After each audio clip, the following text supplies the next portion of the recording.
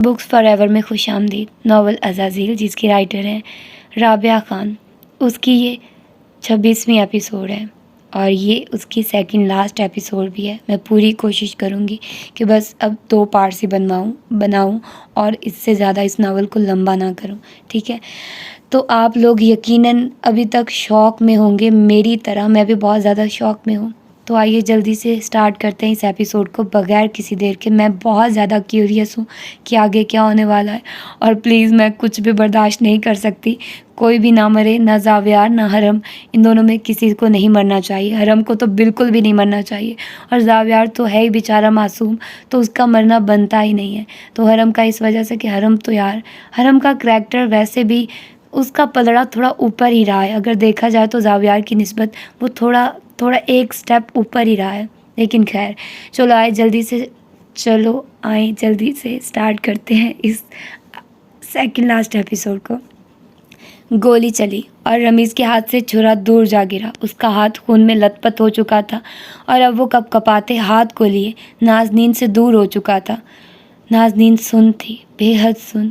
اگلے ہی پل اس نے رمیز کو اپنے قدموں میں لوٹتے ہوئے دیکھا. وہ کتے کی مانند زبان باہر نکالے اس سے زندگی کی بھیک مانگ رہا تھا. خدا اپنی زندگی کی بھیک انسان سے طلب کر رہا تھا. کتنا عجب منظر تھا. تم مجھے نہیں مار سکتے. میں نے اب تک حکمرانی نہیں کی ہے. میں اپنی سلطنت کا خدا بننا چاہتا ہوں. بالکل آخری دفعہ میں ایک دفعہ حکومت کرنا چاہتا ہوں. میں خدا بننا چاہتا ہوں. وہ ہانپ رہا تھا. حرم نے اسے کوئی جواب نہیں دیا. اس کی آنکھیں نازنین پر جمی تھی. رمیز یکدم اٹھ کر نازنین کی جانب بڑھا. یہ قاتل ہے. اس نے 3 لوگوں کا قتل کیا ہے. یہ ایک قاتل ہے نازنین.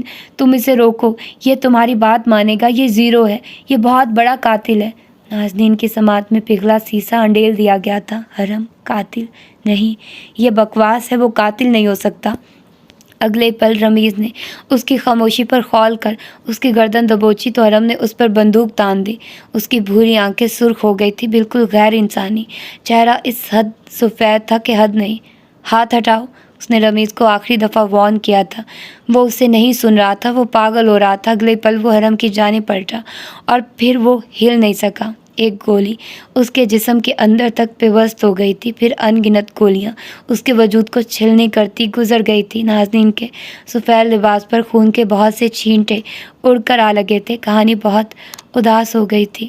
لیکن شاید یہ کہانی تو شروع سے ہی بہت اداس تھی. وہ اپنی ہی جگہ ساکت ہو گئی تھی. حرم کے چہرے پر کچھ نہیں تھا. وہ خالی چہرہ تھا.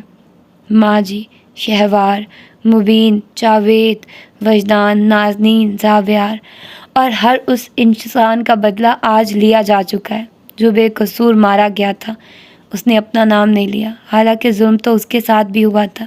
شاید وہ اپنی ڈانس میں اپنے ساتھ ہوئے ظلم کا بدلہ لے چکا تھا. بندوق والا ہاتھ شل ہو کر اس کے پہلو میں آ گرا تھا.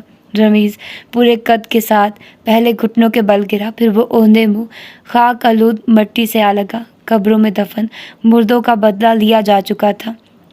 بستی میں قدم اٹھاتا معصوم بچہ کہانی کے آخر میں شیطان ثابت ہوا تھا. زمینی خدا کا انجام طے پا گیا تھا. نازنین سن ہوئی اسے تک رہی تھی. وہ اگلے ہی پل آگے بڑھا اور اسے ہاتھ سے تھاما. وہ اس کے ساتھ کھینچتی چلی آ رہی تھی. پھر اسٹڈی میں نازنین نے اس کا ہاتھ پکڑ کر اسے روک لیا تھا. وہ ٹھہر گیا. پھر اسے پلٹ کر دیکھا. بری آنکھیں قاتل کی آنکھوں سے بہت مختلف لگ رہی تھی. نازنین کی آنکھ سے کہیں آنسو ٹوٹ کر گرے تھے. اس نے آگے بڑھ کر اس کا ہاتھ تھاما اور پھر اسے اپنے رخسار پر ٹکایا. حرم کی آنکھوں میں کچھ ابھرا تھا. وہ شاید دکھ تھا، بہت گہرا دکھ. تم کہاں جا رہے ہو؟ وہ رو رہی تھی. وہ اس کی سیاہ آنکھوں کو دیکھتا رہا، پھر ہلکا سا مسکرایا. نازنین نے کبھی اتنی اداس مسکراہٹ نہیں دیکھی تھی. میں آپ سے بہت محبت کرتا ہوں نازنین. میں نے آپ سے بہت محبت کی ہے. وہ تیزی سے رونے لگی تھی. ہچکیاں ہر جانب گونجنے لگی. لیکن میں قاتل ہوں. قاتل سے محبت نہیں کیا کرتے. مت جاؤ. وہ رو رہی تھی. ہچکیاں تیز تر ہو گئی تھی. جانا ہے. کوئی ایک زندہ رہ سکتا ہے. میرا زندہ رہنا بیکار ہے. مقصد ختم ہو چکا ہے میرے زندہ رہنے کا. آپ زندہ رہیے. ایک اچھی اور نیک زندگی گزاریے. اگلے ہی پل اس نے اسے اپنے ساتھ لیا تھا اور آگے بڑھ گیا. اس کے پاس زیادہ وقت نہیں تھا. پچھلے دروازے سے نکل کر وہ سنسان سڑک پر ٹیکسی روک چکا تھا. آپ گھر جائیے. تم واپس نہیں آؤ گے؟ اس نے اس کی اگلی کوئی بھی بات سنے بغیر اسے ٹیکسی میں بٹھا دیا تھا۔ پھر وہ اپنی گاڑی کی جانب بڑھایا۔ اب وہ زن سے گاڑی آگے بڑھائے کہیں جا رہا تھا۔ پیچھے اس کے اپارٹمنٹ میں پولیس کی نفری گھس آئی تھی۔ جواد نے آنکھیں بند کر لی۔ اگلے ہی پل اس کے اہلکاروں کو گاڑیاں تیار کرنے کا کہا تھا۔ زاویار کے لاک اپ کا دروازہ کھول دیا گیا تھا۔ وہ بے یقینی سے اہلکاروں کی شکلیں دیکھ رہا تھا۔ تمہیں رہا کیا جا رہا ہے۔ اصل قاتل نے اپنے قتل کا اعتراف کر لیا ہے، اہلکار نے اس کے پوچھنے پر کہا، اور پھر سب تیزی سے باہر کی جانب بڑھے۔ باہر پولیس کی سینکڑوں گاڑیاں تیار کھڑی تھی۔ اسی پہر سارنگ اس تک دوڑتا ہوا چلا آیا تھا۔ زاویار نے آگے بڑھ کر پولیس اہلکار کو ایک بار پھر سے روک لیا تھا۔ اس کے وجود میں لرزش سی اتر رہی تھی۔ چہرہ کسی انہونی کے احساس سے سفید پڑتا جا رہا تھا۔ کون ہے قاتل؟ نام کیا ہے؟ زبان لڑکھڑا سی گئی تھی استغفار کرتے ہوئے۔ حرم اریبی نام ہے اس کا۔ اور تھانے کی چھت جیسے پوری قوت سے ان دونوں کے سر پر آن گری تھی۔ وہ 2 قدم پیچھے ہٹا تھا، سر نفی میں ہلاتا۔ اس کا دماغ ہر سمجھ سے عاری ہوتا جا رہا تھا۔ پولیس کی گاڑیاں آگے پیچھے تھانے کی حدود سے باہر نکلی تو وہ سارنگ کے ساتھ ہی ان گاڑیوں کے پیچھے باہر نکلا۔ اس کے اور سارنگ کے وجود میں کہیں اندر تک بے چینی سی سرایت کر گئی تھی۔ حرم تیزی سے گاڑی آگے بڑھا رہا تھا۔ نازنین نے ٹیکسی والے کو اس کی بڑھتی گاڑی کا پیچھا کرنے کے لیے کہا تھا۔ وہ بالکل سپاٹ چہرے کے ساتھ گاڑی زن سے بھگا رہا تھا۔ یک پولیس کے سائرنز دور سے بجتے ہوئے سنائی دیے اور پھر قطار میں کہیں گاڑیاں حرم کی گاڑی کا پیچھا کرنے لگی۔ اسپیکر پر اسے بار بار اپنی گاڑی روکنے کا کہا جا رہا تھا۔ سڑکیں رات کے اس پہر سنسان ہو گئی تھی۔ سمندر کی لہروں کا شور سنائی دینے لگا تھا۔ اس کی کار سمندری کنارے کے ساتھ دوڑ رہی تھی۔ اس کی رفتار تیز ہونے کے باعث پولیس کی گاڑیاں جیسے کہیں بہت پیچھے رہ گئی تھی۔ اس کی کار سے اس نے گاڑی ایک جانب روک دی اور پھر اگلے ہی پل باہر نکل آیا۔ ایک نگاہ پلٹ کر مست سمندر کی جانب دیکھا۔ لہروں کا شور ہی شور تھا۔ سمندر رات کے اس پہر ظالم معلوم ہو رہا تھا، یوں گویا سب کچھ نکل جانا چاہتا ہو۔ وہ آگے بڑھ آیا۔ پولیس کی گاڑیاں اس کے پیچھے ہی تھی۔ سلیمان نے اسے سمندر کے راستے فرار ہونے کا ایک موقع دیا تھا۔ وہ اس فرار کے راستے کو بس ایک بار آزمانا چاہتا تھا۔ جان تو جان تھی، وہ پھر کسے پیاری نہیں تھی۔ وہ گیلی ریت پر بھاگ رہا تھا۔ سیاہی بہت زیادہ تھی۔ آسمان پر اسے 2 ہیلی کاپٹرز اڑنے کی آواز بھی سنائی دی تھی۔ ان سے نکلتی اسپاٹ لائٹس سمندر کی جانب بھاگتے ہوئے حرم کی نشاندہی کر رہی تھی۔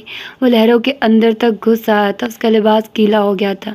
سب پانی ہو رہا تھا۔ وہاں موت تھی، پانی کی موت، سرد اور بے رحم موت۔ اہلکار اب اپنی جگہوں پر پوزیشنز لیے اس پر دور سے بندوقیں تانے ہوئے تھے۔ اسپیکرز پر اسے رکنے کا کہا جا رہا تھا، اسے وارن کیا جا رہا تھا۔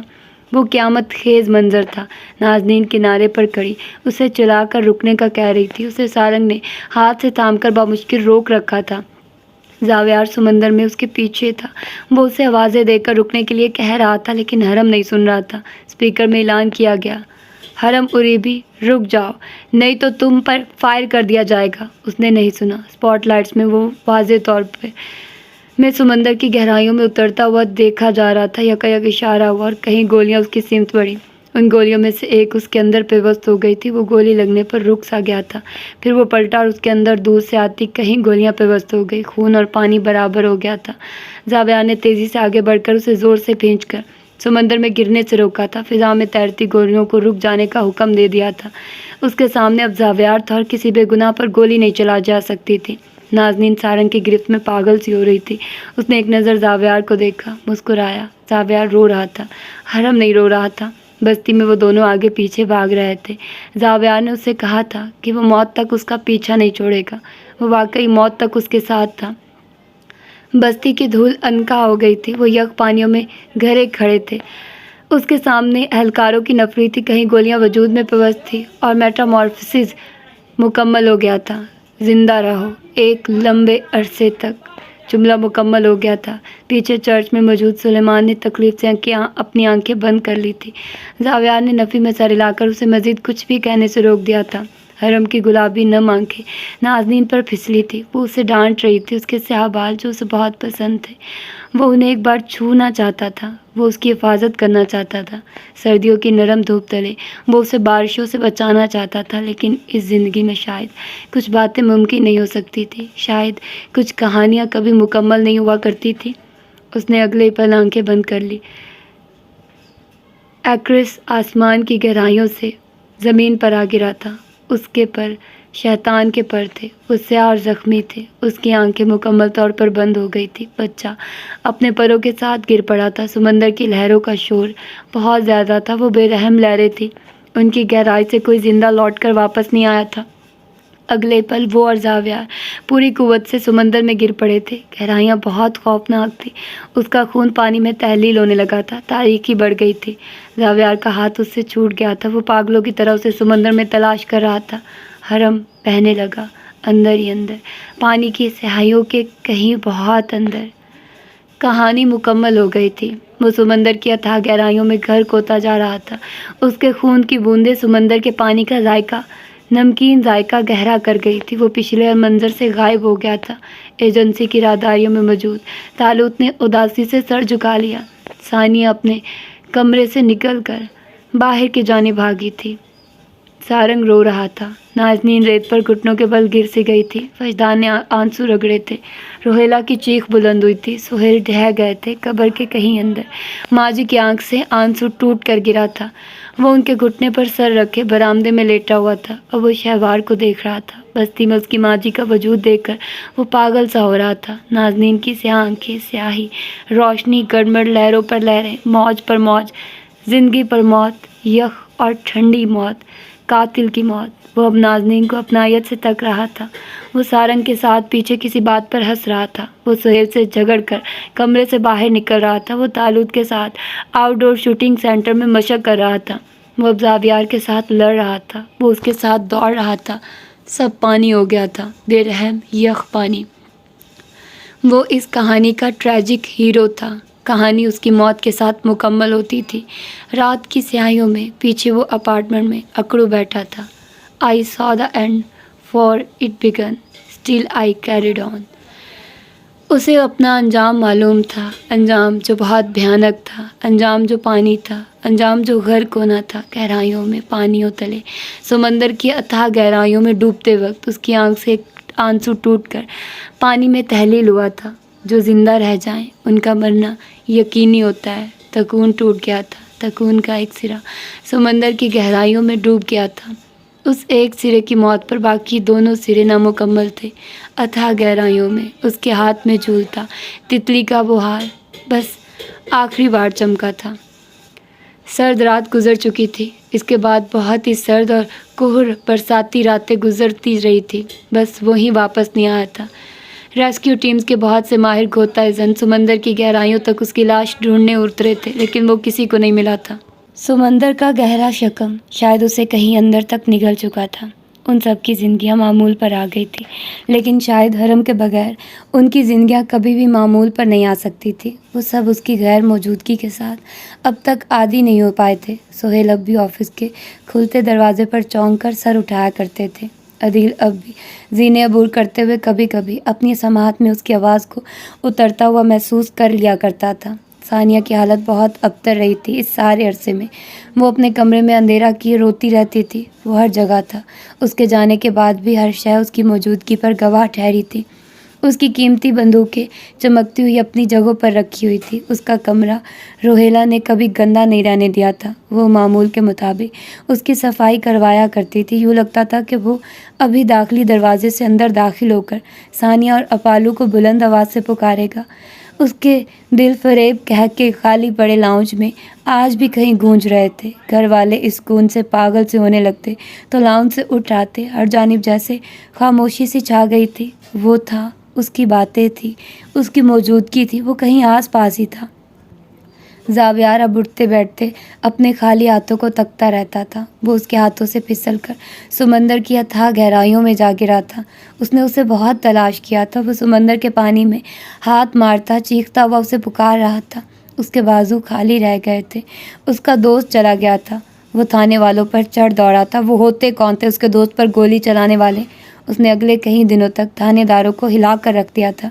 फ्रस्ट्रेशन, बेबसी, ये एहसास कि वो उसे खो चुका है अब उसे कहीं चैन से बैठने नहीं देता था। अभी भी अपने अपार्टमेंट में दीवार से पुश टिकाए अपने खाली हाथों को देखता वो अगले पल नम आंखें रगड़ रहा था। उसने उसे हर जगह ढूंढा था, लेकिन वो पानी में गर्क हुआ था। वो उसे खुश्की पर कैसे मिल सकता था? اس نے جلتی آنکھیں غصے سے رگڑی تھی، پھر وہ انہیں بے دردی سے رگڑ کر صاف کرتا رہا۔ گلا کہیں اندر سے بری طرح دکھ رہا تھا، لیکن وہ رونا نہیں چاہتا تھا۔ وہ نہیں روئے گا۔ اسے حرم کی موت پر یقین نہیں آتا تھا۔ بے بسی سے نم ہوتی آنکھیں رگڑتا وہ ضبط کھونے لگا تھا۔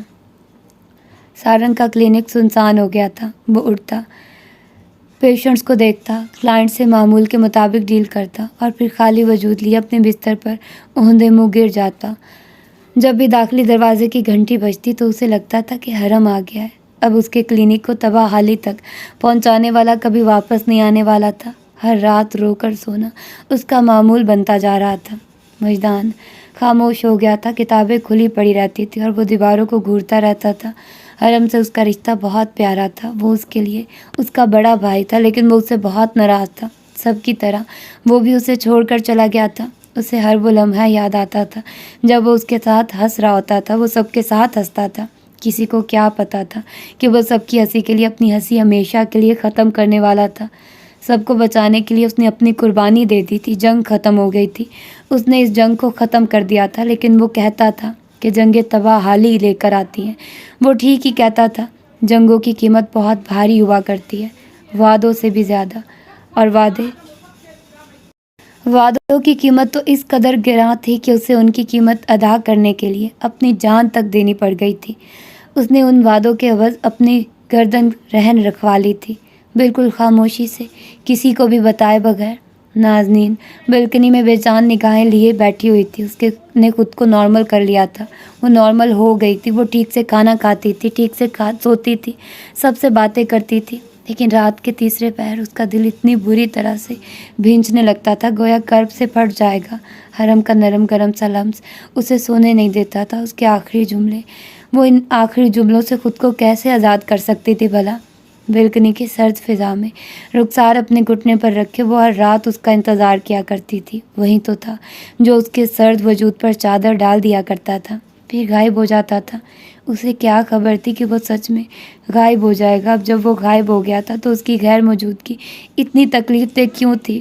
وہ اسے بھولنا چاہتی تھی، لیکن زندگی کی ہر شے اس کی یاد سے وابستہ تھی۔ وہ اسے کیسے بھول سکتی تھی؟ اس نے جو سودا سب کی بقا کے لیے کیا تھا وہ بہت مہنگا تھا۔ اس کے رخسار بھیگ رہے تھے، بھیگتے جا رہے تھے۔ میں نے آپ سے بہت محبت کی ہے۔ اس نے اپنے کانوں پر ہاتھ رکھ لیے۔ یہ جملہ، یہ آخری جملہ، اس میں اعتراف تھا اور بچھڑنے کا اندھیا بھی۔ خاموش آنسو سسکیوں میں بدل گئے تھے۔ جنگ ختم ہو گئی تھی۔ رمیز اس کی زندگی سے چلا گیا تھا۔ تنظیم تک پولیس پہنچ گئی تھی۔ سب مردوں کو اکرام کے ساتھ ان کی قبروں تک پہنچا دیا گیا تھا۔ ناجائز پیسوں کو غربا میں تقسیم کر دیا گیا تھا۔ بستی پھر سے آباد ہو گئی تھی۔ وہاں بچوں کی کلکاریاں گونجنے لگی تھی۔ قربانیاں بہت دردناک ہوتی ہیں، لیکن ان کے ثمر دہائیوں تک زندہ رہتے ہیں۔ وہ اپنے خاندان کے ساتھ پھپھو کے گھر میں ہی رہ رہی تھی۔ روہیلا اور سہیل اسے کہیں جانے نہیں دیتے تھے۔ وہ اب ان کے گھر کا فرد بنتی جا رہی تھی۔ حرم نے اسے اس کا بچھڑا خاندان تک لوٹا دیا تھا۔ 1 مہینے بعد وکیل اشرف نے اسے فون کر کے آفس آنے کے لیے کہا تو وہ حیران رہ گئی۔ سہیل اور عدیل اس کے شانہ بشانہ کھڑے تھے۔ وہ اس کمپنی کی MD مقرر کر دی گئی تھی۔ انصاری کاروبار کی وارث وہی تھی۔ وجدان ابھی چھوٹا تھا۔ یہ کاروبار اور فرم اس کی ملکیت تھے۔ اب اسے وکیل کے ذریعے جاوید کی پراپرٹی کے کاغذات بھی مل گئے تھے۔ وہ اس دن ساکت کھڑی رہ گئی تھی۔ حرم نے آخر کیا کیا طے کیا تھا اس کے لیے؟ دوسرے مہینے اسے اپنے پرانے سائیکیٹرسٹ کی کال موصول ہوئی تھی۔ وہ پاکستان آئے ہوئے تھے اور اس کے تھراپی سیشنز کی بابت استفسار کر رہے تھے۔ اس کا اپائنٹمنٹ پہلے سے ہی کسی نے لے لیا تھا۔ حرم، وہ اپنا سر پکڑ کر رہ گئی تھی۔ سائیکیٹرسٹ کے پاس اسے خط بھی ملا تھا۔ اس نے لرزتے ہاتھوں کے ساتھ وہ خط کھولا۔ لفظوں پر نگاہ پھسلتی گئی۔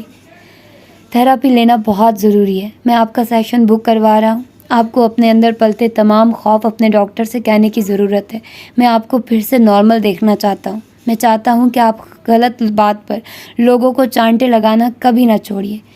چند سطور کے ساتھ ہی ایک مسکراتا سا چہرہ بنا تھا۔ ان سطور کا ہر دفعہ پڑھنے پر ایک ہی مطلب بنتا تھا۔ کہیں آنسو ٹوٹ کر کاغذ پر گرے تھے۔ اس دن وہ اپنے ماہر نفسیات کے سامنے بچوں کی طرح اس کا خط ہاتھ میں لیے رو دی تھی۔ وہ اسے تسلی دیتے رہے، لیکن وہ روتی رہی۔ اس نے اس خط کو اپنے ساتھ لگا لیا تھا۔ وہ شاید اب کبھی نارمل نہیں ہو سکتی تھی۔ وہ نارمل ہو جاتی اگر جو وہ اس کے ساتھ ہوتا تو جتنا اس نے اس کے لیے کیا تھا وہ تو کبھی کوئی نہیں کر سکتا تھا۔ وہ حرم تھا نا، اس کی جگہ زندگی کے فریم میں ہمیشہ خالی رہنی تھی۔ کچھ کردار کبھی نہیں بھلائے جا سکتے تھے، کچھ کردار بہت کربناک ہوا کرتے تھے۔ وہ آئینے کے سامنے چلی آئی، خط اب تک اس کے ہاتھ میں تھا۔ بہت روئی تھی آج وہ، اسے یاد کر کے اس کے آنسو خشک ہو چکے تھے۔ اب وہ اس کے لیے کبھی نہیں روئے گی، وہ اس کے لیے دعا کرے گی، وہ اس کے لیے مسکرائے گی، وہ اس کے ساتھ جڑی ہر اچھی یاد کو اپنے ساتھ متاع کل کی مانند لگائے رکھے گی۔ اس نے کہا تھا کہ ایک اچھی اور نیک زندگی گزارنا، وہ ایک صحت مند اور نیک زندگی گزارے گی، وہ اس کے حصے کا جیے گی۔ شائستہ کو بھی وہ اپنے ساتھ ہی گھر لے آئی تھی۔ روہیلا اور سہیل کو اس کی موجودگی پر کوئی اعتراض نہیں تھا۔ شائستہ ابیہ کی موت کے بعد خود کو کھو چکی تھی۔ نازنین نے اسے سنبھالنے کی ذمہ داری اپنے سر لے لی تھی۔ شائستہ نے اس کے ساتھ اچھا نہیں کیا تھا، لیکن بس اب بہت ہوا، جیسے کو تیسا دینا۔ اس نے صوفیہ، روہیلا اور شائستہ تینوں کی ذمہ داری اپنے شانوں پر لے لی تھی۔ وہ اب ان کو خوش رکھنا چاہتی تھی، وہ خود کے ساتھ ہر ایک کو خوش رکھنا چاہتی تھی۔ وہ آفس جانے لگی تھی۔ اسے کاروباری معاملات کی سمجھ نہیں تھی، لیکن سہیل اس کا برابر ساتھ دے رہے تھے۔ ان کا وجود اس کے لیے جاوید کی مانند شفیق تھا۔ وہ ان کی موجودگی کے لیے ہمیشہ ہی مشکور رہی تھی۔ اسے کام سمجھ آنے لگا تھا، اسے کاروبار کا ادراک ہونے لگا تھا۔ وہ فی الحال اپنے کام کے ساتھ اچھی نہیں تھی، لیکن وہ جلد ہی منجھی ہوئی کاروباری فگر بن کر ابھرنے والی تھی۔ اتنا اعتماد اسے خود پر تھا۔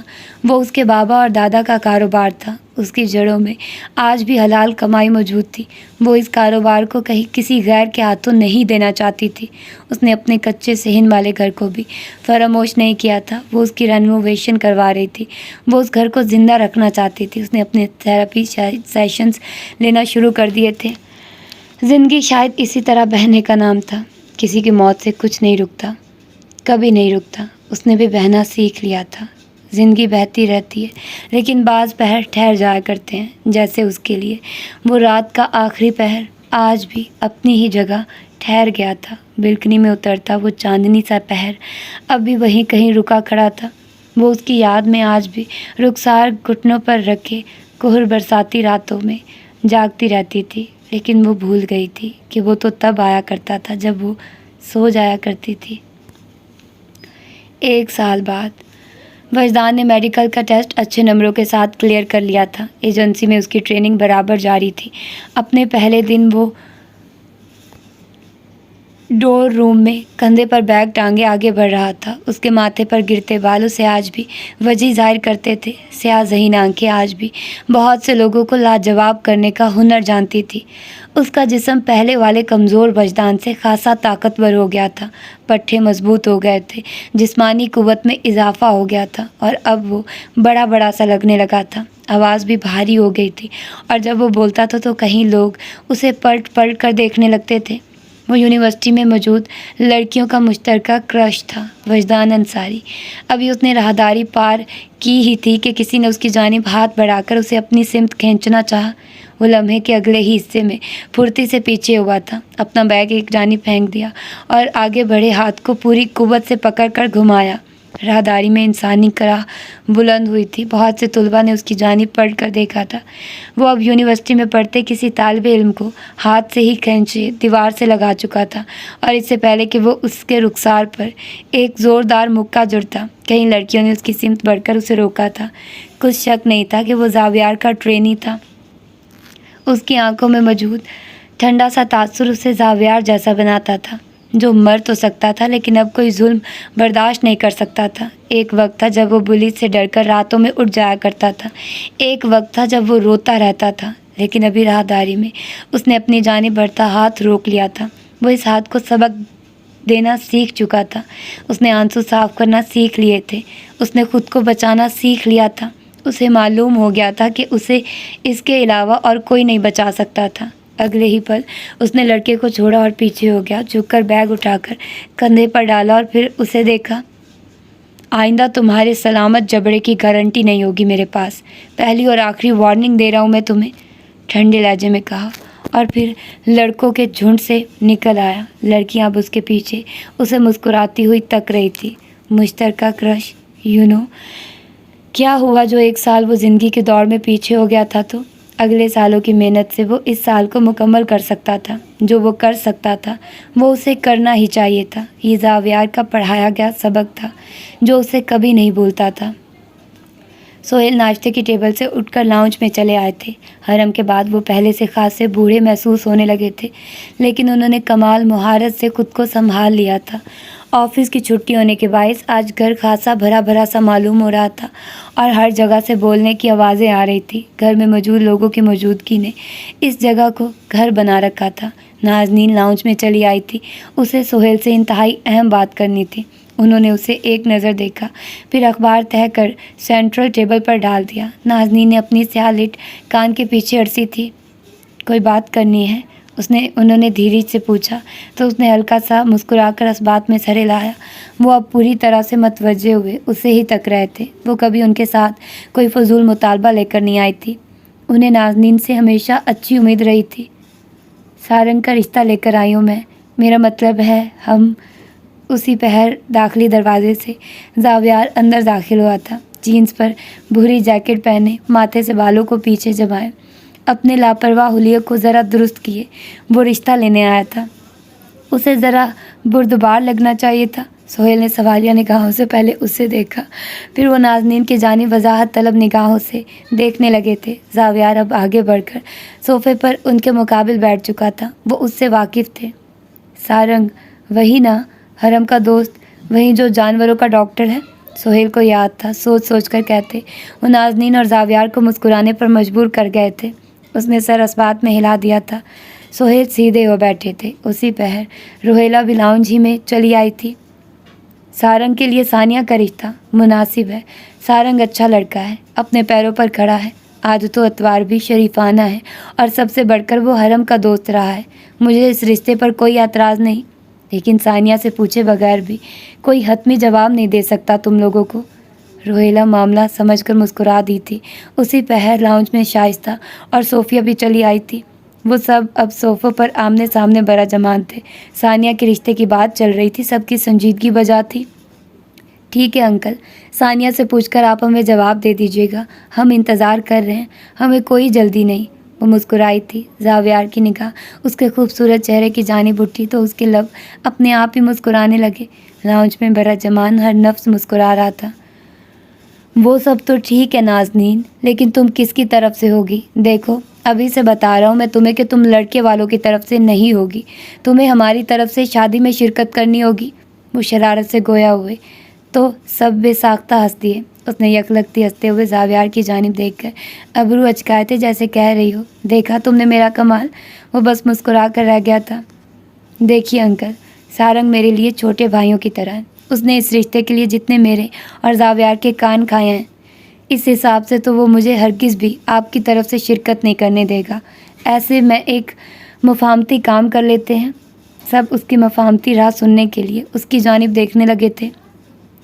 میں سارنگ کی بارات لے کر ضرور آؤں گی، لیکن رخصتی کے وقت میں ثانیہ کے بدلے آپ کے گھر واپس آ جاؤں گی اور پھر بطور لڑکی والی یہاں سے ولیمے میں شرکت کر لوں گی۔ دونوں اطراف برابر ہو جائیں گے، ہے نا مفاہمتی راہ؟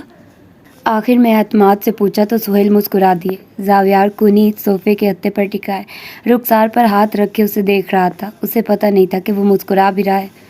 سبھی اس کے انداز پر ہنس دیے تھے۔ وہ پہلے سے خاصی ملنسار اور مہربان ہو گئی تھی۔ اس کے انداز سے پچھلی تلخی بالکل زائل ہو چکی تھی۔ تم کمپنی کی چیئر وومن ہو، ہماری مجال جو ہم تمہارے سامنے کچھ بول سکیں۔ ڈپلومیٹک فیصلے تو ویسے بھی اب تمہارے انداز کا حصہ بنتے جا رہے ہیں۔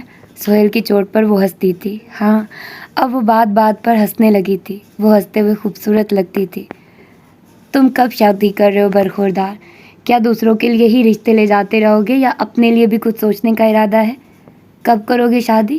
اپنے پیروں پر کھڑے تم بھی، اب شادی کر لینی چاہیے تمہیں۔ سہیل نے ٹھہر کر یکدم ہی سب کے درمیان زاویار کو بھی گھسیٹتا تھا۔ اس کا مسکراتا جبڑا اگلے پل سیدھا ہوا تھا۔ گلا کھنکھار کر وہ سیدھا ہو بیٹھا، اپنے اوپر سب کی نگاہیں محسوس کر کے۔ اس کے گال گلابی ہوئے تھے۔ نازنین نے اپنی ہنسی بامشکل روکی تھی۔ وہ مجھے ابھی تک لڑکی ملی نہیں ہے کوئی، تو جب ملے گی تو میں کر لوں گا، کان کی لو کھجا کر کہا تو اس کے انداز پر سب ایک ساتھ ہنسے تھے۔ سب سے صاف گو لڑکا اپنے رشتے کی بات پر لڑکھڑا رہا ہے. کمال کرتے ہو تم بھی زاوی, صوفیہ نے ہنستے ہوئے کہا تو وہ چہرہ جھکا کر بے بسی سے ہنس دیا. سہیل نے اسے اپنائیت سے دیکھا تھا. وہ ان کے لیے بالکل حرم جیسا تھا, لیکن وہ حرم نہیں تھا. کبھی اگر کوئی لڑکی پسند آ جائے تو ہم سے کہنا, ہم لے کر جائیں گے تمہارا رشتہ. ایسا نہ ہو کہ تم اپنا رشتہ بھی خود لے کر جا رہے ہو. تم سے کچھ بعید بھی نہیں ہے. ان کے کہنے پر لاؤنج میں کہہ کے ایک بار پھر سے ابھرے تھے. محفل برخاست ہوئی تو سب وہاں سے اٹھ گئے. زاویار بھی سب سے اجازت لیتا دروازے کی جانب بڑھایا تھا. نازنین اس کے پیچھے ہی آ رہی تھی. داخلی روش تک وہ اسے چھیڑ رہی تھی. اس نے پڑھ کر دزدیدہ نگاہوں سے اس کا چہرہ دیکھا. بہت بدل گئی ہیں آپ میڈم, مجھے تنگ کرنا بند کریں. تم کب کرو گے شادی؟ پھر جلدی سے کر لو بس اب. وہ اب بھی آنکھوں میں شوخی لیے کہہ رہی تھی. زاویار نے گہرا سانس لے کر اسے دیکھا تھا. شادی کیا, یہ ساتھ کھڑے ستون سے کر لو. ایک عدد لڑکی چاہیے ہوتی ہے شادی کے لیے, وہ مل جائے گی تو ہو جائے گی میری بھی شادی. سبزہ زار پر دھوپ ترچھی ہو کر گر رہی تھی. اس دھوپ تلے نازنین کی دودھیا رنگت جگمگا رہی تھی. زاویار نے ہمیشہ کی طرح اس سے نگاہیں پھیر لی. ایسے ہی نہیں مل جاتی لڑکی, ڈھونڈنی پڑے گی. اچھا بتاؤ تمہیں کیسی لڑکی پسند ہے, میں تمہارے لیے ڈھونڈ دوں گی. وہ اب سنجیدہ تھی اور وہ بس اسے دیکھ کر رہ گیا تھا. لڑکی لڑکی ہوتی ہے کیا, کیسی, اس بارے میں نے کبھی سوچا نہیں ہے. تو سوچو نا, کب سوچو گے؟ وہ جھنجھلائی تھی. زاویار اس کی بے وقت کی ضد پر ہنس دیا تھا. مجھے نہیں سوچنا, لڑکیوں کے معاملے بہت خراب ہوتے ہیں. آپ کیوں مجھے پھنسانا چاہتی ہیں میڈم؟ وہ آگے بڑھ گیا تھا اور نازنین اس کے پیچھے تھی. دروازے تک وہ ایک دوسرے سے بحث کر رہے تھے. نازنین کا ایک ہی مطالبہ تھا کہ وہ جلد از جلد کسی کو پسند کر لے, اور زاویار مستقل سرنفی میں ہلا کر اس کی تمام خواہشات کو رد کرتا جا رہا تھا. کداور گیٹ تک پہنچتے پہنچتے وہ اس سے خفا ہی ہو گئی تھی. وہ پڑھ کر اب اسے دیکھ رہا تھا. آپ کی ہر خواہش سر آنکھوں پر ہے میڈم. جس لڑکی سے کہیں گی کر لوں گا شادی. 100 کی سیدھی بات کہی تھی اس نے. نازنین کی خفا سی سیاہ آنکھوں میں مسکراہٹ سے گھلنے لگی تھی. پھر وہ ذرا پاس چلی آئی. آنکھیں چھوٹی کر کے مشکوک سا دیکھا اسے. کسی کو پسند کرتے ہو تو بتا سکتے ہو تو مجھے. اس کے پوچھنے پر وہ چند پل اسے خاموشی سے دیکھتا رہا تھا. اندر کہیں اس کا دل ڈول سا گیا تھا. نچلا لب دانتوں تلے دبائے وہ اسے دیکھنے کے علاوہ اور کر بھی کیا سکتا تھا. پھر آہستہ سے بولا, نہیں, کسی کو پسند نہیں کرتا میں. جھوٹ مت بولو زاویار. وہ اس بات پر مصر تھی. اس کے لبوں پر ہلکی سی اداس مسکراہٹ ابھری تھی. جس لڑکی کو پسند کرتا ہوں میں, وہ مجھے پسند نہیں کرتی. اس نے کہا تو وہ آنکھیں یکلک تھی پھیلا کر سیدھی ہوئی. پھر ابرو نہ سمجھی سے اکٹھے کر کے اسے دیکھا. کیوں پسند نہیں کرتی وہ تمہیں؟ اسے جیسے بہت برا لگا تھا. وہ کہتی ہے مجھ جیسے جنگلی طبیعت رکھنے والے انسان سے شادی نہیں کر سکتی. کان کی لو کھجا کر مزے سے کہا تو نازنین کا منہ ہی کھل گیا. آنکھوں میں غصہ اترا.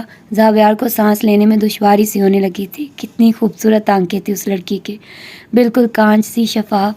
ان آنکھوں کے سامنے دنیا کی ہر شے ہیچ لگنے لگتی تھی. کون بدتمیز لڑکی ہے یہ؟ تیوری چڑھ گئی تھی اور ہاتھ سینے پر بن چکے تھے. وہ مسکرانے کے علاوہ بھلا کر ہی کیا سکتا تھا.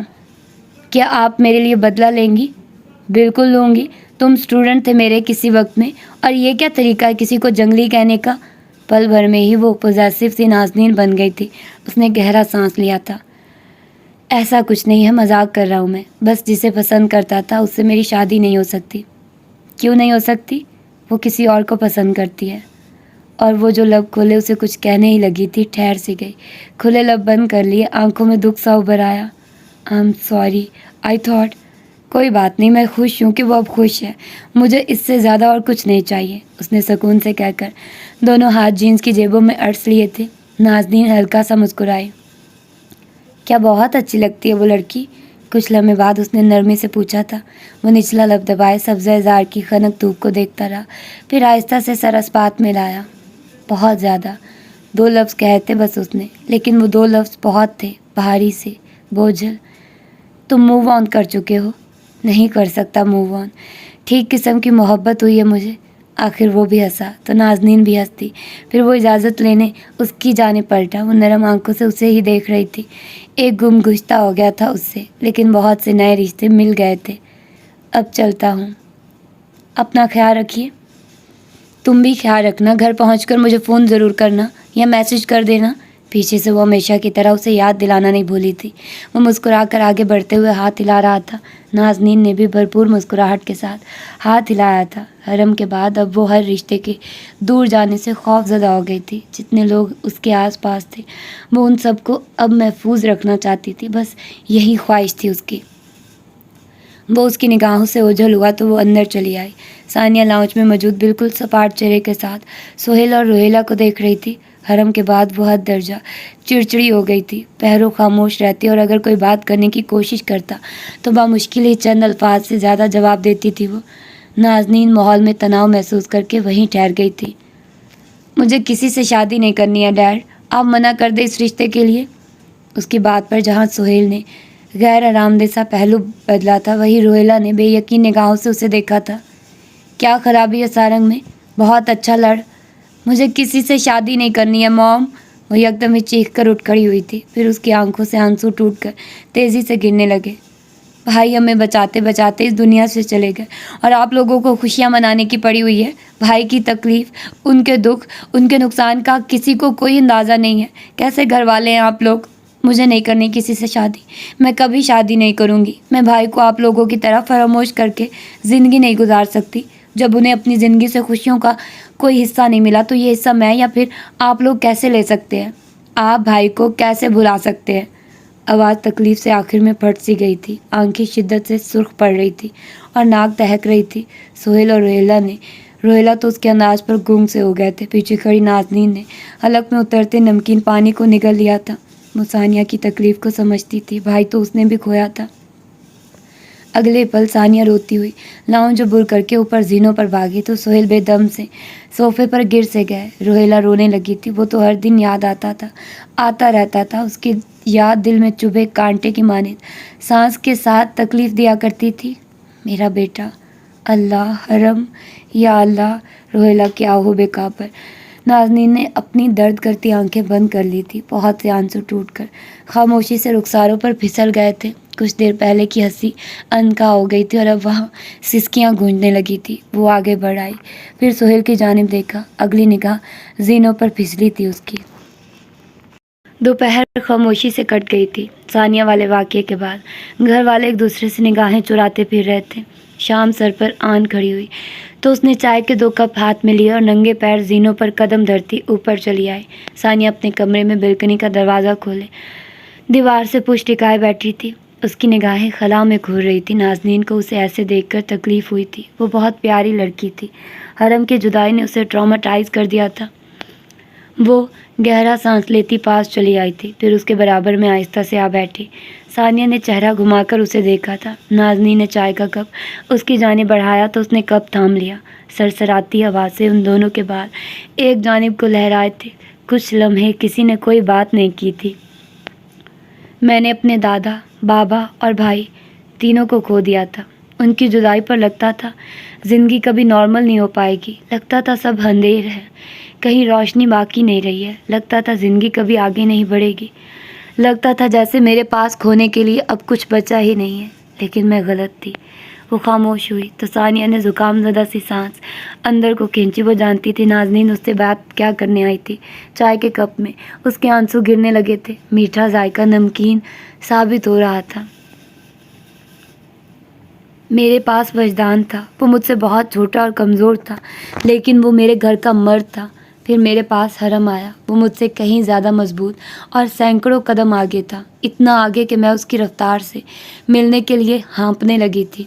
कोशिश पर भी मैं उसके साथ कदम नहीं उठा पाई। जब मैंने उसे खो दिया तो मुझे अंदाज़ा हुआ कि इंसान के पास खोने के लिए हमेशा कोई ना कोई होता है। इंसान के पास खोने के लिए हमेशा कुछ ना कुछ होता है। नेमतों की नाशुक्री पर जब वो नेमत हमसे छिन जाती है तब हमें अंदाज़ा होता है कि वो तो बहुत कीमती थी।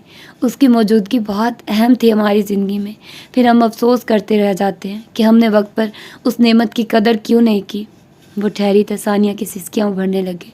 आंसू बेतहाशा बह रहे थे। उसे देखकर किसी का भी दिल पसीज सकता था।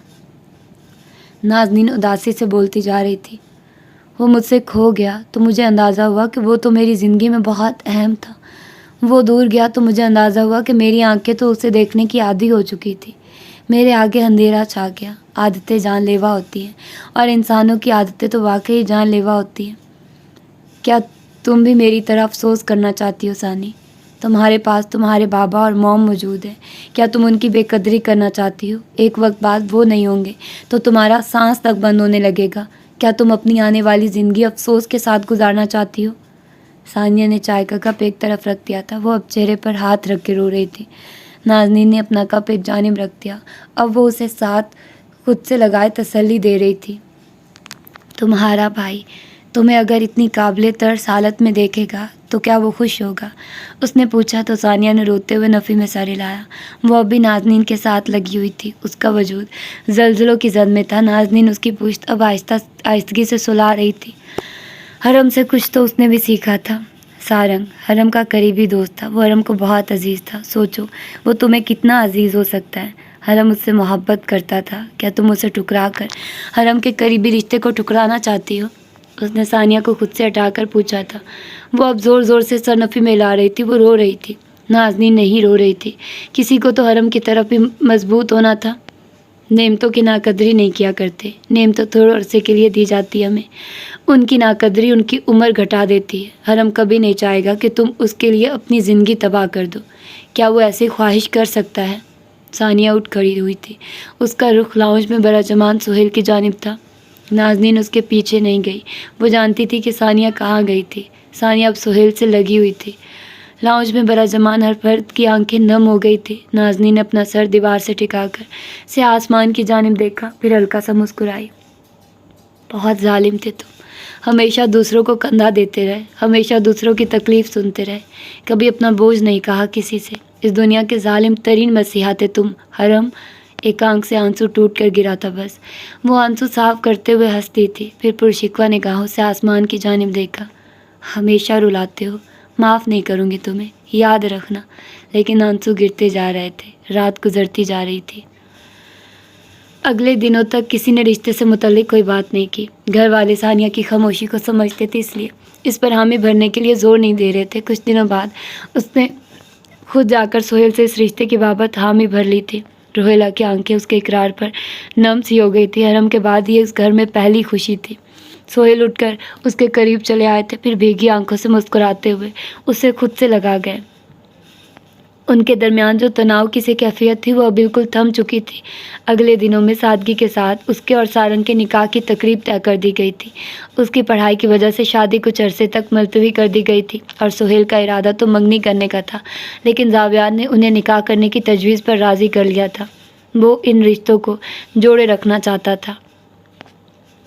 اگلے ہفتے گھر گلابوں اور چمیلی سے مہک رہا تھا۔ زینوں کی ریلنگ سے لے کر دیواروں کے اوپر سے برقی کمکمے گرائے گئے تھے۔ نازنین آفس سے تھکی ہاری واپس آئی تو داخلی دروازے کے پاس ٹھہر سی گئی۔ سجے گھر کو دیکھ کر لمحے بھر کے لیے اس کی آنکھیں جھلملائی تھی۔ ہاتھ پر پرس ٹنگا تھا، دوپٹہ کندھے پر ڈلا تھا، بال ہمیشہ کی طرح کھلے ہو کر کمر پر گر رہے تھے اور ایک بے نیاز لٹ رخسار پر جھول رہی تھی۔ کچھ بھی تو نہیں بدلا تھا، لیکن واقعتاً کتنا کچھ بدل گیا تھا۔ یوں لگتا تھا جیسے وہ ابھی سامنے زینوں سے مسکراتا ہوا اترے گا۔ اسے دیکھ کر دونوں ابرو اچکائے گا، پھر لبوں پر شوخ مسکراہٹ لیے اس کے ساتھ سے گزر جائے گا، ذرا آگے چل کر ٹھہرے گا، لب دانتوں تلے دبائے کچھ سوچے گا اور پھر اس کی جانب پلٹے گا۔ سنہری تتلیاں اس کے آس پاس اترنے لگی تھی۔ سارے ماحول میں جیسے سنہری افشا سی بکھر گئی تھی۔ افشا کے ننھے چمکتے ذرے اس کی سیاہ مانگ میں آ گرے تھے، وہ اس افشا تلے سنہری ہوتی جا رہی تھی۔ وہ اسی پل پلٹی اور داخلی روش پر جیسے اسے تلاش کرنا چاہا۔ راستہ سنسان تھا اور افشا فضا سے انکا ہو کر تحلیل ہو گئی تھی، بالکل کسی گمان کی مانند۔ اس نے گہرا سانس لیا اور آگے بڑھ آئی۔ چند گھنٹوں بعد سارنگ آئینے کے سامنے کھڑا سفید کرتا زیب تن کیے استادہ تھا۔ اسی پہر زاویار کمرے میں داخل ہوا تو اسے دیکھ کر لمحے بھر کو دروازے ہی میں ٹھہر گیا۔ ہلکی سی مسکراہٹ اس کے لبوں پر ابھری تھی۔ سارنگ نروس ہو رہا تھا، سبز آنکھیں ذرا بکھلائی ہوئی لگتی تھی۔ میں ٹھیک لگ رہا ہوں نا؟ اس نے پڑھ کر پریشان چہرے کے ساتھ پوچھا تو زاویار نے سر اس بات میں ہلایا۔ اس کی شکل دیکھ کر اسے تنگ کرنے کا ارادہ فی الحال ملتوی کر دیا تھا۔ اس نے تم ویسے ہی لگ رہے ہو جیسے لگتے ہو، ایک ساتھ باہر نکلتے ہوئے اس نے کہا تو سارنگ نے ٹھہر کر اسے دیکھا۔ مجھے آج اسپیشل لگنا چاہیے. میں چھوڑ کر چلا جاؤں گا اگر ایک منٹ بھی تم نے مزید یہاں رکے تو. وہ جو کلینک میں لگے آئینے کے سامنے پھر سے ٹھہر کر بالوں کو سنوار رہا تھا. زاویار کی دھمکی پر عجلت سے باہر نکلا. وہ کار میں اس کا انتظار کر رہا تھا. کار کا دروازہ بند کرتے ہی اس نے زاویار کو بگڑے چہرے کے ساتھ دیکھا تھا. آج کے دن تو باز آ جاؤ کم از کم. میرا نکاح ہے. اوہ گاڈ میرا نکاح ہے کہہ کر وہ ایک بار پھر سے لب کاٹنے لگا تھا. زاویار نے گہرا سانس لے کر سر ہلایا تھا. تمہارا نکاح ہے نا, میرا تو نہیں. پھر میرے پاس باز آنے کا کیا جواز ہوگا بھلا. بھاڑ میں جاؤ. سارنگ کے پاس اس سے بحث کرنے کی توانائی تھی. وہ ریبی ہاؤس پہنچے اور پھر اندر کی جانب بڑھائے. ان دونوں کا نکاح اگلے پیروں میں کر دیا گیا تھا. مسکراہٹیں ہر جانب سے پھوٹی پڑ رہی تھی. نازنین مہمانوں سے مل رہی تھی. وہ وجدان کی کسی بات پر ہنس بھی رہی تھی. وجی ثانیہ کو چھیڑ رہا تھا. ثانیہ کو پہلے کی طرح چڑھتا دیکھ کر وہ آج بہت خوش تھا. اس نے ان دنوں کے لیے بہت محنت کی تھی. اسے اس کا ثمر دیا جا چکا تھا. کمرے کا دروازہ بند کر کے وہ باہر نکلنے لگی تو اس کے دوپٹے کا پلو دروازے میں اٹک گیا. وہ پلٹی اور اس سے پہلے کہ وہ اس پلو کے دروازے سے آزاد کرتی کسی نے جھک کر ہاتھ بڑھایا اور اس کا دوپٹہ دروازے کی گرفت سے آزاد کر دیا. اس نے چونک کر اس جانب دیکھا تھا. سفید کرتا شلوار میں وہاں زاویار کھڑا تھا. وہ اسے دیکھ کر مسکرائی تھی. وہ بھی مسکرایا تھا. وہ اب اسے انگلی اٹھا کر اپنے نکاح کی تیاری کرنے کی تنبیہ کر رہی تھی اور وہ جواب میں کوئی تیکھا سا جملہ بول کر اسے تنگ کر رہا تھا. روہیلا کی آواز دینے پر وہ پلٹی اور پھر اسے انگشت شہادت سے آخری دفعہ تنبیہ کرتی آگے بڑھائی. وہ اسے مسکراتی نگاہوں سے دیکھتا گہرا سانس بھر کے رہ گیا تھا. نکاح ہو چکا تھا اور لوگ اپنے گھروں کی جانب پلٹ گئے تھے. سارنگ اور زاویار بھی اپنے گھر والوں سے اجازت طلب کر رہے تھے. اب پھر وہ دونوں آگے پیچھے گھر سے باہر چلے آئے. گاڑی میں بیٹھے ہوئے سارنگ اسے پہلے سے خاموش محسوس ہوا تھا. اس نے ڈرائیو کرتے ہوئے ایک نگاہ اس پر ڈالی تھی. کیا ہوا, کوئی بات پریشان کر رہی ہے کیا؟ اس کے پوچھنے پر وہ جیسے اپنے خیالات سے چونکا تھا. پھر اسے دیکھا. کیا ثانیہ خوش ہے اس رشتے سے؟ وہ آج مجھے بہت بے حد خاموش محسوس ہو رہی تھی. ایک ہی جھلک نظر آئی تھی مجھے بس اس کی. کیا اس کے ساتھ زبردستی کی گئی ہے؟ اس کے چہرے پر پھیلی سنجیدگی پر زاویار نے گہرا سانس لیا تھا. اس نے اپنا بھائی کھویا ہے سارنگ. وہ اتنی جلدی نارمل نہیں ہو سکتی. وہ ایموشنلی ڈسٹرب ہو گئی ہے. کچھ وقت دو اسے. اس کے جواب پر وہ اداس آنکھوں سے سامنے دیکھنے لگا تھا. زاوی نے ایک نگاہ اس پر ڈالی تھی. اداس مت ہو, نکاح کے وقت ایک جھلک دکھائی دے گئی ہے, اسے ہی غنیمت جانو. اس کی چوٹ پر وہ جیسے ٹھٹکا تھا. پھر اس کا مطلب سمجھ کر بے بسی سے ہنس دیا. یہ ہوا گاڑی کی کھلے شیشے سے اندر کو گر رہی تھی. میں نے تو مزید جھلکیوں کی خواہش ہی نہیں کی اور تم چاہتے ہو کہ میں تمہاری اس بات پر یقین کر لوں. سارنگ بدر, میں رات میں ضرور پیدا ہوا ہوں لیکن میں کل رات پیدا نہیں ہوا ہوں.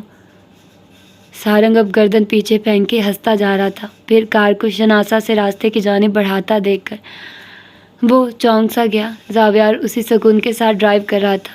ہم کہاں جا رہے ہیں؟ حرم سے ملنے. جھوٹ مت کہنا کہ تم مجھ سے یہاں ملنے نہیں آتے. اس کی بات پر وہ کھسیانہ سا ہو کر چپ سا ہو گیا تھا. سمندر پر وہ کئی دفعہ حرم سے ملنے آ چکا تھا. وہ ان سے یہاں کھویا تھا. وہ اس کی تلاش میں بھلا کہیں اور کیسے جا سکتے تھے؟ کچھ پل بعد وہ دونوں گیلی ریت پر ساتھ ساتھ بیٹھے تھے. سمندروں کی لہروں کا شور رات کی سیاہی کے ساتھ گہرا ہوتا جا رہا تھا. ان کے بال ہوا کے دوش پر اڑ رہے تھے. چاند کی ٹکیاں آسمانی دنیا پر آب و تاب سے جگمگا رہی تھی.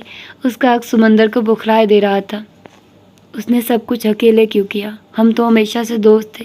کیا وہ ہمیں اپنے ساتھ اس لائحہ عمل میں شامل نہیں کر سکتا تھا؟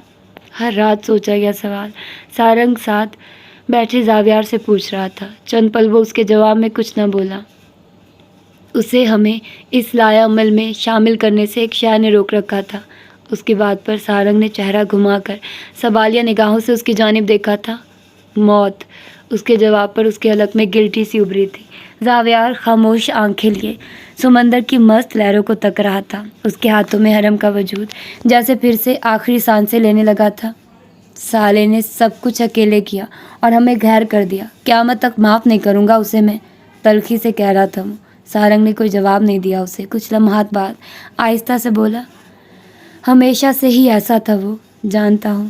وہ اتنا مسکراتا تھا کہ مجھے بھول ہی گیا کہ اس کے اوپر بھی بوجھ ہو سکتا ہے. اس نے بوجھ کے ساتھ زندہ رہنا سیکھ لیا تھا. اس نے بوجھ بانٹنا نہیں سمیٹنا سیکھا تھا. تالوت ٹھیک ہی کہتا تھا. حرم کے دماغ میں کیا چل رہا ہے کوئی ادراک نہیں کر سکتا. سمندر کی لہریں ان سے خاصے فاصلے پر تھیں۔ وہ دونوں اب خاموشی کے ساتھ خنک سی ہوا میں کھلے آسمان تلے اپنے دوست سے ملاقات کے لیے آئے بیٹھے تھے۔ دنیا کی سب سے زیادہ عجیب ملاقات تھی یہ۔ دیر رات تک بیٹھنے کے بعد وہ دونوں اسی خاموشی کے ساتھ اسے خدا حافظ کہتے پلٹ آئے تھے۔ سارنگ کلینک کے اندر چلا آیا۔ کمرے کی جانب آتے آتے اس نے کچھ سوچ کر فون نکال کر نگاہوں کے سامنے کیا اور پھر اسے کان سے لگایا۔ اسے نازنین سے کچھ بات کرنی تھی۔ اگلے ہفتے ثانیہ کے کالج کی چھٹی تھی اور آج وہ گھر پر ہی موجود تھی۔ دوپہر کا بہت سا حصہ گزر گیا تھا۔ اسی پہر نازنین نے اس کے کمرے کا دروازہ بجایا اور پھر ہلکا سا اندر جھانکی۔ وہ گھنگریالے بالوں کو ہاف باندھ رہی تھی۔ اسے دیکھ کر رک سی گئی۔ ثانی، کوئی نیچے ملنے آیا ہے تم سے؟ اس سے پہلے کہ وہ اس سے پوچھتی کون آیا ہے، وہ جھپاک سے دروازے کے پار غائب ہو گئی تھی۔ اس نے گہرا سانس لیا اور پھر دروازہ کھول کر آگے بڑھائی۔ زینے اتر کر گیسٹ روم تک آئی، لیکن پھر وہیں دروازے میں ٹھہر گئی۔ سارنگ اسے دیکھتے ہی اٹھ کھڑا ہوا تھا۔ سبز آنکھیں بہت دنوں بعد دیکھی تھی ثانیہ نے۔ میں موم کو، اس نے کہنا چاہا لیکن وہ اس کی بات نرمی سے کاٹ گیا تھا۔ کیا آپ مجھے حرم کا کمرہ ایک بار دکھا سکتی ہیں؟ ثانیہ اسے چہرہ اٹھائے دیکھتی رہی اور پھر آس پاس گھر والوں کو ڈھونڈا، لیکن وہاں کوئی موجود نہیں تھا۔ اس نے بھاری دل کے ساتھ سر ہلایا اور اسے باہر آنے کی دعوت دی۔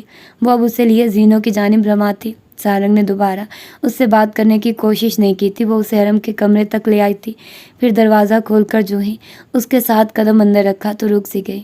ہر جانب اس کی خوشبو بکھری تھی۔ وہ اس کمرے کا رخ نہیں کیا کرتی تھی۔ اس کمرے کی ہر شے اسے حرم کی یاد دلاتی تھی۔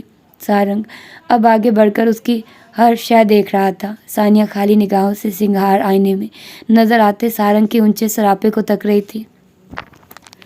کیوں دیکھنا چاہتے تھے آپ یہ کمرہ؟ اس نے خاموشی کو توڑنے کے لیے سوال کیا تھا۔ سارنگ نے لا علمی سے کندھے اچکائے تو وہ حیران ہوئی۔ شاید میں آپ کو یہ کمرہ دکھانا چاہتا تھا۔ وہ اب بیڈ پر بیٹھ کر اس کی جانب متوجہ تھا۔ ثانیہ کی کان سی بھوری آنکھوں میں ناسمجھی ابھری تھی۔ لیکن میں نے تو یہ کمرہ دیکھا ہوا ہے۔ یہی فرق ہے، آپ نے یہ کمرہ دیکھا ہوا ہے لیکن اب آپ اس کمرے میں آنے سے کترانے لگی ہیں۔ وہ اس کے جواب پر ٹھہر کر اسے دیکھنے لگی تھی، پھر پاس چلی آئی، ناگواری سے ہاتھ سینے پر باندھے۔ سارنگ بے حد سکون سے اسے چہرہ اٹھائے تک رہا تھا۔ میں کیوں کتراؤں گی یہاں آنے سے؟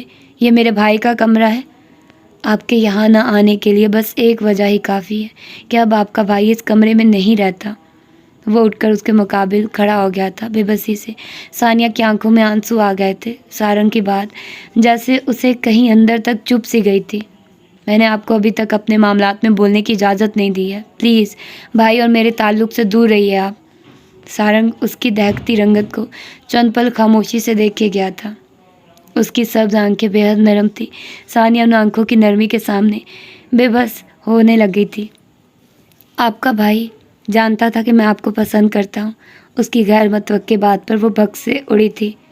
کیا مطلب؟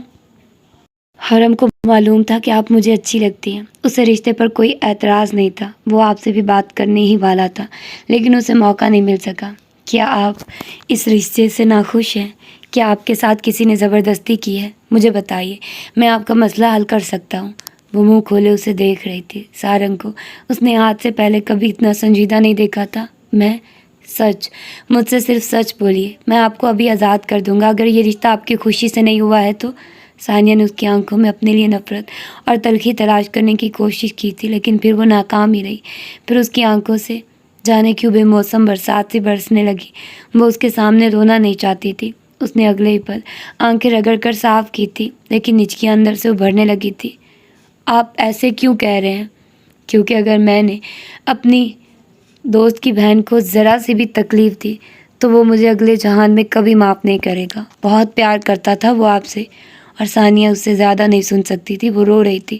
سارنگ اسے اپنائیت سے تک رہا تھا۔ بیٹھیے۔ وہ اب اسے کندھوں سے تھامے بیڈ پر بٹھا رہا تھا۔ وہ آنکھوں پر بچوں کی طرح دونوں ہاتھ رکھ کے رو رہی تھی۔ سارنگ اسے خاموشی سے دیکھتا رہا۔ اس نے اسے روکنے کی کوشش نہیں کی تھی۔ جب اس نے اپنا دل ہلکا کر لیا تو اس نے ہولے سے ہاتھ آگے بڑھا کر اس کے بال سلائے تھے۔ اب وہ چہرے پر مسکراہٹ لیے اسے تک رہا تھا۔ ثانیہ اسے آنکھیں اٹھائے دیکھنے لگی تھی۔ اس کمرے میں آتی رہا کریں اور اتنا مت رویا کریں۔ تھینک یو اپنا وقت دینے کے لیے۔ جا رہا ہوں۔ وہ اٹھ کھڑا ہوا تھا۔ ثانیہ اسے چہرہ گھمائے تک رہی تھی۔ وہ چوکھٹ تک جا کر ٹھہر گیا تھا، پھر پلٹ کر اسے دیکھا اور ہلکا سا مسکرایا۔ وہ اس سارے عرصے میں پہلی دفعہ مسکرائی تھی۔ حرم کا کمرہ آج بہت دنوں بعد زندہ محسوس ہو رہا تھا۔ ہاں، بہت دنوں بعد۔ زینوں کے پار سے صوفیہ کے کمرے میں جاتی نازنین نے سارنگ کو دیکھا اور پھر سر کے خم سے اس کا شکریہ ادا کر کے آگے بڑھائی۔ اگلے دن لاؤنج میں خوب رونق لگی ہوئی تھی۔ کوئی خاتون صبح ہی صبح آئی بیٹھی تھی۔ وہ آفس کے لیے تیار ہوئی، کمرے سے باہر نکلی تو ٹھٹک کر رک سی گئی۔ روہیلا اور صوفیہ اسے اپنے پاس آنے کا اشارہ کر رہی تھی۔ وہ ناسمجھی سے پاس چلی آئی، لیکن اگلے پل اسے سمجھ آ گیا تھا کہ وہ خاتون کیوں اتنی صبح صبح ان کے گھر چلی آئی تھی۔ وہ اپنے بیٹے کے لیے نازنین کا ہاتھ مانگنے آئی تھی۔ پہلے بھی کئی مرتبہ وہ صوفیہ کو دبے الفاظ میں نازنین کے رشتے سے متعلق کہہ چکی تھی۔ اس کے دلچسپی نہ لینے پر صوفیہ نے ہمیشہ کی طرح بات آگے بڑھانے سے پرہیز کیا تھا، لیکن اب وہ بھی انکار نہیں کر پا رہی تھی۔ روہیلا اور سہیل دل سے چاہتے تھے کہ اس کی شادی جلد از جلد ہو جائے۔ وہ اس کا بسا ہوا گھر دیکھنا چاہتے تھے۔ اس نے سرسری سے جواب دیا اور پھر بوجھل دل لیے باہر چلی آئی۔ صبح ہی صبح اسے اپنے آس پاس بہت سی اداسی محسوس ہونے لگی تھی۔ آفس میں بھی وہ خاموش ہی رہی۔ یہ سچ تھا کہ وہ صوفیہ کو کب تک اور کیا کہہ کر ٹال سکتی تھی۔ دکھتے سر کو اس نے اپنی انگلیوں سے دبایا اور پھر دوپہر چڑھے ہی آفس سے اٹھ آئی۔ اسے کھلی فضا میں سانس لینے کی ضرورت تھی۔ کار سڑکوں پر بے مقصد دوڑاتے ہوئے وہ جانے کیسے اپنی پرانی درسگاہ تک چلی آئی تھی۔ اگلے لمحات میں وہ اب داخلی دروازے سے اندر داخل ہوئی۔ سبزہ زار کی خوشبو اپنے پھیپھڑوں میں تیزی سے بھرتے ہوئے خود کو پہلے سے کہیں زیادہ بہتر محسوس کرنے لگی تھی۔ درسگاہ ویسی ہی تھی، قدیم، مضبوط ستونوں پر کھڑی۔ اس کے سفید بلند ستون سر اٹھا کر دیکھنے پڑتے تھے۔ اب وہ ہیل کی ٹک ٹک لیے لائبریری کو جاتے جانے پہچانے سے راستے کی جانب بڑھ رہی تھی۔ دوپہر کے وقت طلباء کا رش معمول سے خاصا کم تھا۔ وہ لائبریری کے دروازے میں ہی ٹھہر گئی تھی۔ سامنے ہی وہ بینچ لگی تھی جس پر کبھی وہ بیٹھا اس کا دیا گیا یونانی ڈرامہ پڑھ رہا تھا۔ اس نے تکلیف سے آنکھیں پھیر لی تھی۔ الہام کی شادی ہو چکی تھی اور وہ یہ جاب چھوڑ چکی تھی۔ لائبریری الہام کے بغیر بالکل ہی خاموش تھی۔ وہ جگہ جس پر کبھی وہ دونوں بیٹھا کرتی تھی آج نئے لائبریرین سے پر تھی۔ وقت بھی کتنی تیزی سے بدلا کرتا تھا۔ وہ شیلفز کی جانب چلی آئی۔ ہر شیلف کی ترتیب ویسی ہی تھی۔ شیلف میں رکھی کتب کی ترتیب سالوں بعد تبدیل کی جاتی تھی۔ اسے پتا تھا اگلے ہی پل اس کے کندھے پر ٹنگا بیگ ایک ٹیبل پر رکھا اور پھر کتابوں تک چلی آئی۔ کتابوں کے حساب سے ہی اس کے تنے اعصاب ڈھیلے پڑنے لگے تھے۔ ہاتھ بڑھا کر یوں ہی ایک کتاب نکالی تو ایک چھوٹا سا ورق قدموں میں جا گرا۔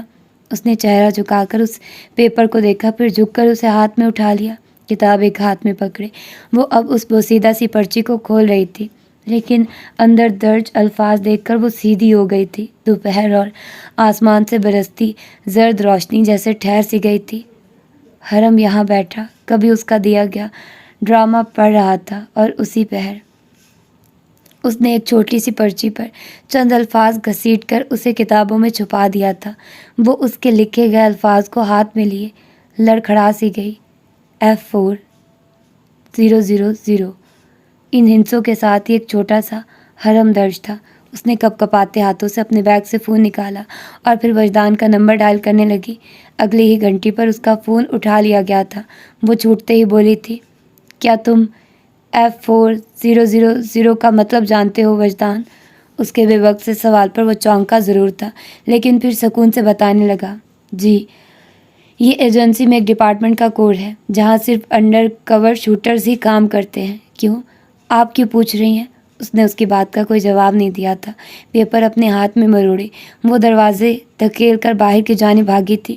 دل بری طرح دھڑک رہا تھا اور وہ ہیلز کی پرواہ کیے بغیر تیزی سے راہداریاں عبور کرتی جا رہی تھی۔ کہیں وہ پیچھے اب تک بول رہا تھا کہ آپ کی کہانیوں میں کسی نے میرے جیسا کردار اب تک نہیں لکھا ہے۔ وہ کار کی جانب تیزی سے چلی آئی تھی۔ اس کا چہرہ سفید پڑ رہا تھا اور ہاتھ کپ کپا رہے تھے۔ حرم کی لاش کبھی نہیں ملی تھی۔ اسے اس کی موت پر نہ یقین آتا تھا اور نہ ہی صبر۔ وہ اب گاڑیوں کی قطار سے اپنی کار تیزی کے ساتھ نکال رہی تھی۔ کچھ مسیحا خوفزدہ کر دینے کی حد تک مسیحا ثابت ہوتے ہیں۔ اس کی ہر بات ذو معنی تھی۔ اس کی ہر بات کے کہیں مفاہیم تھے۔ اس پرچی کے پیچھے بھی شاید وہ اسے خود تک پہنچنے کا ایک اشارہ دے گیا تھا۔ یہ بات بالکل بکواس تھی، لیکن وہ اس پر فی الحال یقین کرنا چاہتی تھی۔ ہو سکتا ہے کہ میں پھر آپ کے ساتھ نہ کھڑا ہوں، اس کی گاڑی ایجنسی تک جاتے کچے راستوں پر دوڑ رہی تھی۔ دھول اڑاتے راستوں پر اس کی کہی گئی ہر بات نازنین کے وجدان میں گونجنے لگی تھی۔ یہ دنیا کاز اور ایفیکٹ کے اصول پر کام کرتی ہے۔ وہ وجدان کے ساتھ بہت دفعہ ایجنسی آ چکی تھی، اسی لیے اس کا راستہ آسان تھا۔ وہ اب ایجنسی کے داخلی دروازے سے اندر کی جانب بھاگی تھی۔ سیاہ کھلے بال پیچھے کی جانب اڑ رہے تھے اور وہ پرواہ کیے بغیر ہر راستہ عبور کرتی جا رہی تھی۔ کیا آپ مجھ پر بھروسہ کرتی ہیں؟ وہ آگے بھاگ رہی تھی۔ ایجنسی میں موجود طلباء اسے مڑ مڑ کر دیکھنے لگے تھے۔ وہ اب راہداریوں میں زاویار کو تلاش کرنے لگی تھی۔ وہ ہر ایک سے اس کا پتہ پوچھ رہی تھی۔ میں آپ کو بچا رہا ہوں۔ اس کی باتیں ذہن کے پچھلے حصے میں اب تک کہیں گونج رہی تھی۔ دوپہر کا بہت سا حصہ ڈھل چکا تھا۔ وہ اب زاویار کے ساتھ اس مخصوص ڈپارٹمنٹ کی جانب بڑھ رہی تھی۔ وہ اسے سمجھا رہا تھا لیکن وہ ابھی کچھ بھی سمجھنا نہیں چاہتی تھی۔ وہ اس آخری امید کو کھونا نہیں چاہتی تھی۔ یہ حقیقت نہیں، فریب ہے۔ غور کریے، وہ اس ڈپارٹمنٹ میں موجود ہر شوٹر کو سر تا پا دیکھ رہی تھی۔ وہ نہیں تھا، وہ کہیں نہیں تھا۔ بوجھ تو بوجھ ہوتا ہے، وہ مزید بھاری کیسے ہو سکتا ہے؟ اس کا دل بیٹھا جا رہا تھا، یوں گویا کوئی اسے مٹھی میں جکڑ رہا ہو۔ وہ اب آؤٹ ڈور شوٹنگ سینٹر میں کھڑی گردن گھما کر اسے ہر جانب تلاش کر رہی تھی۔ اسے اپنی ذہنی حالت پر شک سا ہونے لگا تھا۔ کیا جو مر جائیں وہ زندہ ہو کر واپس آ سکتے ہیں؟ اس نے سینٹر سے باہر کی جانب بڑھتے ایک اونچے سے ہیولے کو دیکھا تو سن ہو گئی۔ وہ اس ہیولے کے پیچھے تیزی سے بڑھی تھی۔ زاویار جو دور کھڑے شوٹر سے بات کر رہا تھا اسے آگے بڑھتا دیکھ کر اس کے پیچھے بھاگا۔ قاتل سے محبت نہیں کیا کرتے۔ اس نے اگلے ہی پل آگے بڑھ کر اس اونچے سے شوٹر کا کندھا چھوا اور پھر وہ سانس روک کے پیچھے ہو گئی۔ زاویار اس کے عقب میں ہی تھا۔ اسے لگا وہ اگلا سانس نہیں لے سکے گی۔ سامنے موجود وہ آخری شوٹر بھی حرم نہیں تھا۔ اس کی امید ٹوٹ گئی، دل ٹوٹ گیا، خوب ٹوٹ گیا۔ وہ جیسے اندر تک کہیں ٹوٹ گئی تھی۔ شوٹر نے اسے ناسمجھی سے دیکھا اور پھر آگے بڑھ گیا۔ اسے تلاش کرتے کرتے شام سر پر آن کھڑی ہوئی تھی۔ زاویار نے اسے اگلے ہی پل اپنی جانب گھمایا تھا، پھر اسے کندھوں سے تھام کر خود کی جانب دیکھنے کے لیے کہا۔ وہ کھوکھلی آنکھوں سے اسے دیکھتی جا رہی تھی۔ اس کے ہاتھ میں وہ مڑا توڑا سا کاغذ اب تک کسی متاع کل کی مانند قید تھا۔ کیا کر رہی ہیں آپ یہاں پر؟ میں اسے ڈھونڈ رہی ہوں۔ وہ زندہ ہے زاویار، میں نے اس کا مردہ وجود نہیں دیکھا ہے۔ مجھے یقین نہیں آتا کہ وہ مرا ہے۔ وہ زندہ ہے، یہ دیکھو، یہ کاغذ ثبوت ہے کہ وہ مجھے اپنی آخری پناہ گاہ کے بارے میں بتانا چاہتا تھا۔ وہ لرزتے ہاتھوں سے اس کے سامنے پرچی کھولنے لگی تھی۔ زاویار نے ترہم سے اس کی حالت زار کو دیکھا تھا۔ ادھر دیکھیے میری طرف۔ مر گیا ہے وہ، حرم مر گیا ہے، کبھی واپس نہیں آئے گا وہ اب۔ سمجھیے اس بات کو۔ کیا حالت بنا لی آپ نے اپنی؟ لہجے میں سختی لیے وہ اسے ڈانٹ رہا تھا۔ نازنین نے اگلے ہی پل اس کے دونوں ہاتھ تلخی سے جھٹک دیے تھے، پھر اسے بھیگتی آنکھوں سے دیکھتی رہی۔ میرا دل نہیں مانتا، وہ زندہ ہے، مجھے یقین نہیں آتا۔ وہ اسے سمجھانا چاہ رہا تھا لیکن وہ کسی کی بات کو سننا نہیں چاہتی تھی۔ اگلے ہی پل وہ آگے بڑھی تو زاویار نے اسے آواز دے کر رکنے کے لیے کہا۔ وہ نہیں رکی، رخساروں سے آنسو رگڑ کر آگے بڑھتی گئی۔ کار تک وہ اس کے پیچھے آیا تھا، پھر اسے دور جاتا دیکھتا رہا۔ دھوپ ڈھل چکی تھی اور آسمان اچانک ہی بادلوں سے ڈھکا محسوس ہو رہا تھا۔ فضا میں گھٹن کا احساس خاصا بڑھ گیا تھا اور مغرب کی نیلی روشنی ہر جانب بکھرنے لگی تھی۔